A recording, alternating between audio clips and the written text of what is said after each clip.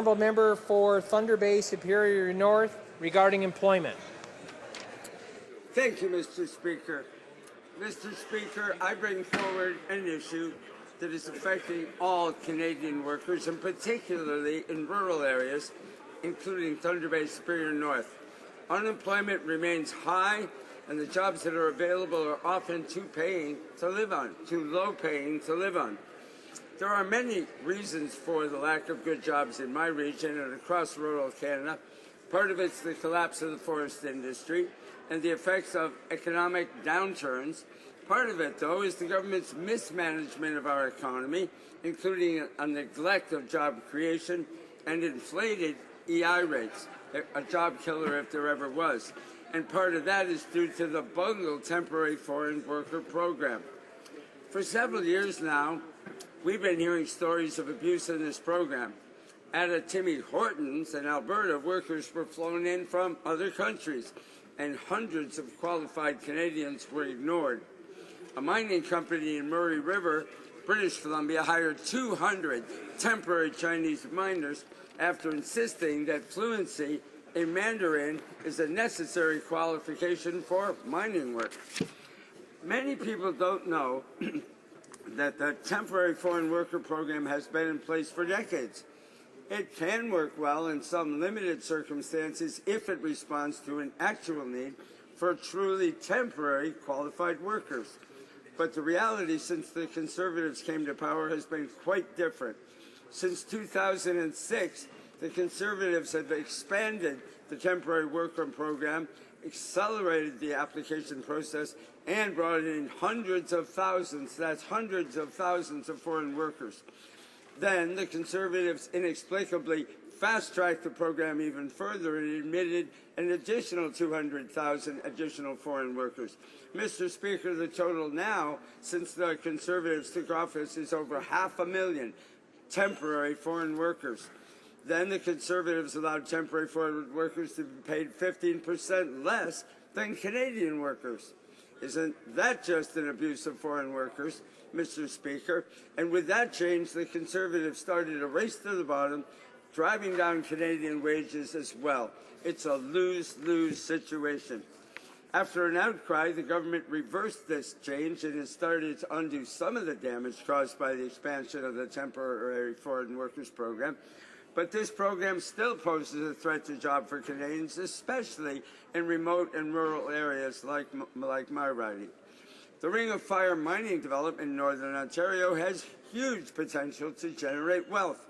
But the jobs from Northern Ontario's resources may not go to Northern Ontarians. Foreign miners may be brought in to do the work instead of hiring or training local people. This is a problem. Unemployment is particularly high among rural residents and the First Nations that overwhelmingly populate the region near the Ring of Fire. The survival of many communities could depend on that development. Local residents must get a first crack at local jobs. With proper support for training, especially in conjunction with First Nations, the development could help entire communities pull themselves out of the cycle of poverty. Good for the communities, developers north, and good for Canada.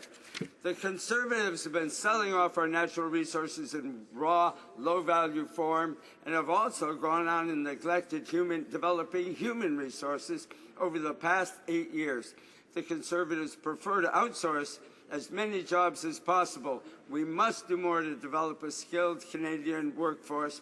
Will the Minister commit to investing in the people of Northern Ontario and across rural Canada? And will he assure us that the temporary foreign workers won't be brought in to take jobs in the Ring of Fire? Thank you, Mr. Speaker. The Honourable Parliamentary Secretary to the Minister of Employment. Well, Mr. Speaker, the simple answer to that question is yes and yes. I can assure the honourable member that Canadians will always be considered first for projects in the Ring of Fire.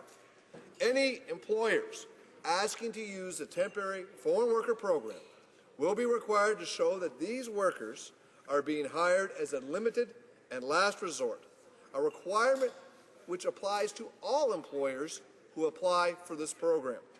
I think it's completely unacceptable that Ontario's youth unemployment rate hovers between 16 and 17%, nearly 3 percentage points higher than the national average. But I also think we'd be taking a short-sighted view if we believe that banning all temporary foreign workers from our work sites would somehow magically lower the unemployment rate amongst our youth. There's no doubt that the Ring of Fire in the mineral-rich James Bay lowlands in Northern Ontario holds much promise for Canada and Ontario. So let's take a look at these facts.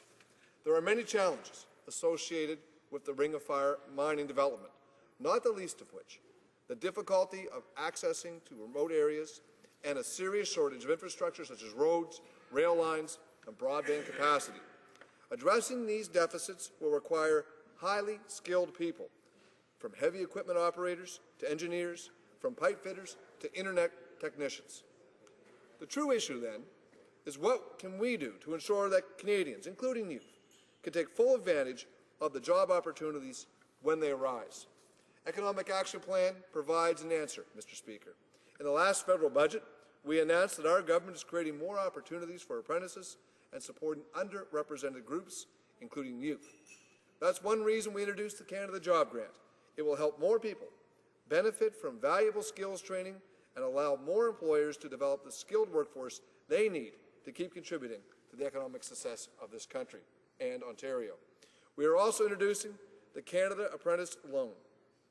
This is estimated to help at least 26,000 apprentices each and every year. Connecting Canadians to the skilled training they need to fill available jobs is one of the best ways we can address labour shortages and fill this skills gap. In addition, just last year, in the member's own riding of Thunder Bay, we announced a $5.9 million contribution to KCAT's Employment Training Services, so that Aboriginal people in the Ring of Fire can get the skills and training they need to find good quality, high-paying jobs in the mining industry, jobs such as heavy equipment operator, underground diamond driller, and environmental monitors. This investment in training is urgently needed in a region where over 40% of the employers said they could not fill a job due to a shortage of qualified people.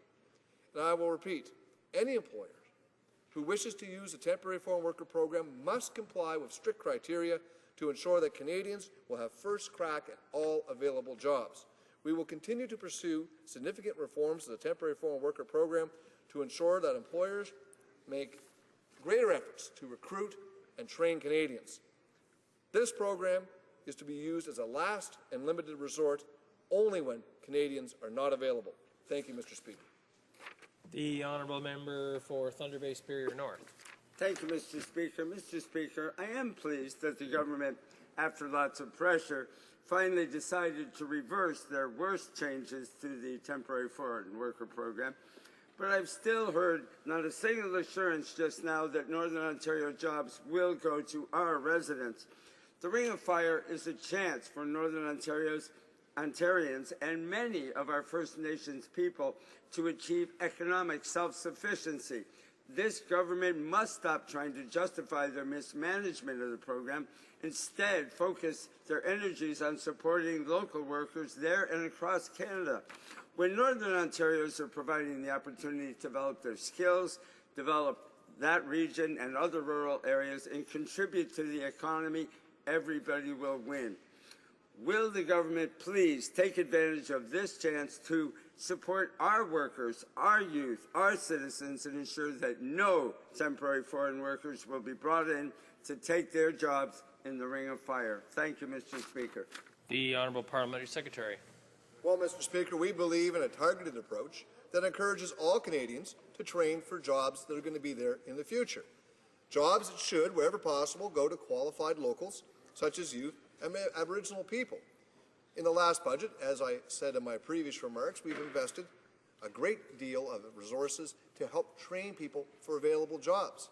I would ask that member, when we bring these initiatives forward, can we count on his support to actually vote for those resources being allocated to try to train people in Northern Ontario so they'll be trained and ready for those jobs when those jobs come to fruition.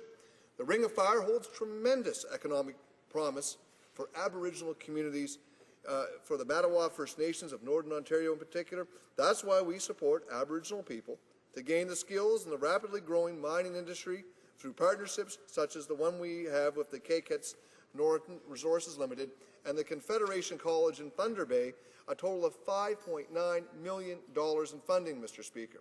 Any employers who wish to use the Temporary Foreign Worker Program must comply with strict criteria to ensure that Canadians will have first crack at those jobs. We stand behind that, Mr. Speaker.